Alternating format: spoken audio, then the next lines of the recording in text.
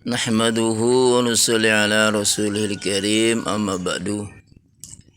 Alhamdulillah, saudaraku kaum muslimin muslimat, saudara seiman seagama Islam, khususnya orang-orang yang sudah ikut dalam usaha dakwah. Kita bersyukur bagaimanapun ahwal keadaan yang terjadi, enak, tidak enak, senang, pahit, getir, kita bersyukur saja karena usaha dakwah ini sudah Allah berikan kepada kita. Nah, bagaimana sikap kita ini? Ya Allah, berilah kepahaman, jangan salah paham. Kami berilah kepahaman usaha yang mulia, usaha baginda salam, usaha sahabat, usaha para wali yang mulia ini.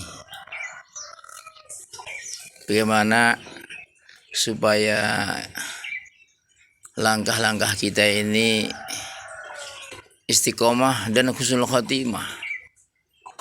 Maka pernah dulu waktu kami khidmat di Jakarta, ada orang jemaah pulang dari IPB.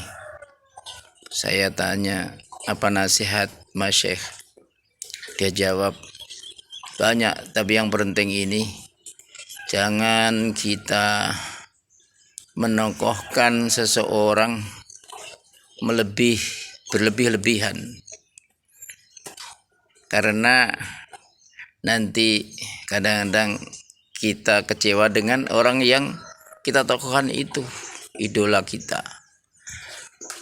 Karena manusia imannya naik turun, orang biasa kita ini. Maka supaya tidak kecewa, kita ingat tokoh idola kita, Nabi dan sahabat, yang sudah jelas sahabat ini dapat ridha Allah. Kalau kita menokohkan melebihi, menyintai lebih-lebih berlebihan, sehingga pas tokoh yang kita idolakan itu ada sedikit kekurangan, ya mungkin nampak aib, sehingga kita kecewa. Nah, namanya kecewa, ada nanti pelan-pelan mundur daripada usaha dakwah, usaha kebaikan ini. Maka ya Allah, bila kepahaman. Jadi target kita ini adalah Allah, Rasul, akhirat, ridha Allah. Jadi sahabat-sahabat, ridha Allah. Tidak ada maksud-maksud dunia.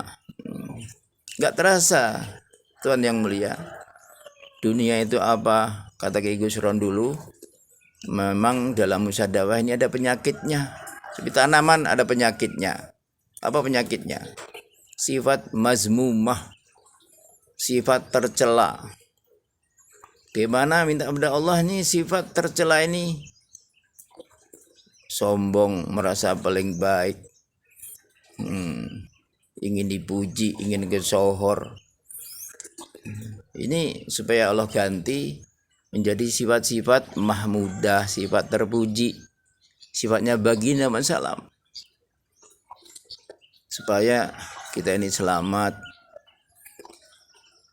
istiqomah, husnul khotimah. Sekalian kita selalu melihat kebaikan-kebaikan teman kita. Apa yang sudah dia perjuangkan, wah ini lebih baik daripada saya. Kalau melihat kurang tertib, nggak ikut arahan, ini nambah penyakit.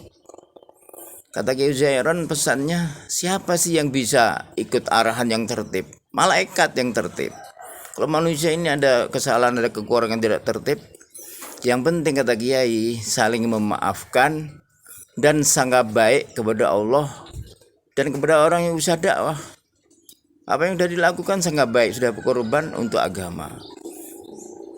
Nah, kalau kita kadang-kadang merasa besar, merasa jumidar, merasa orang-orang yang sudah istimewa, tidak terasa kita marah-marah dalam usaha dakwah ini, kita anggap seolah-olah itu pembantu kita, bawahan kita.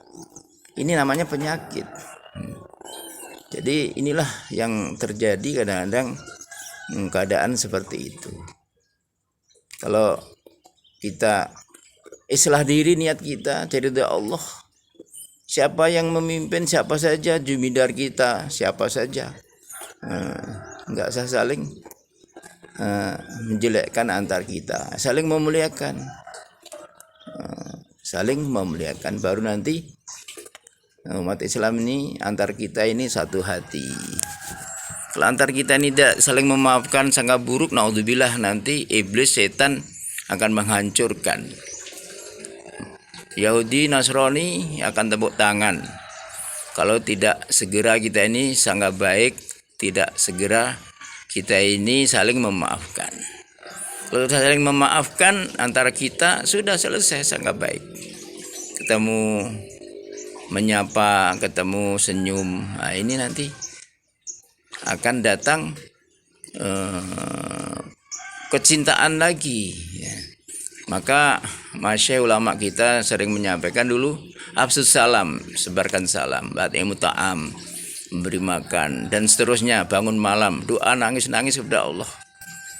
Bagaimana diri kita, khususnya keluarga kita, orang mahala, orang markas, orang dakwah seluruh dunia, bahkan orang Islam, didoakan semua supaya sama-sama masuk surga selamat. Jumpa dengan salam, di sana dapat sama-sama nanti di padang mahsyar dapat minuman dari telaga Kausar, masuk surga berbondong rame-rame sama-sama. Kalau masalah kekurangan, kurang tertib, ini saling memaklumi, saling memaafkan. Siapa yang tertib? Ya, kata Kiai Gusron, itulah malaikat. Nah, sekalian inilah kita sama-sama mendoakan. Mohon kepada Allah dikasih kepahaman, jangan salah paham. Semoga syahada la ilaha illa anta. Mudah-mudahan ada manfaat.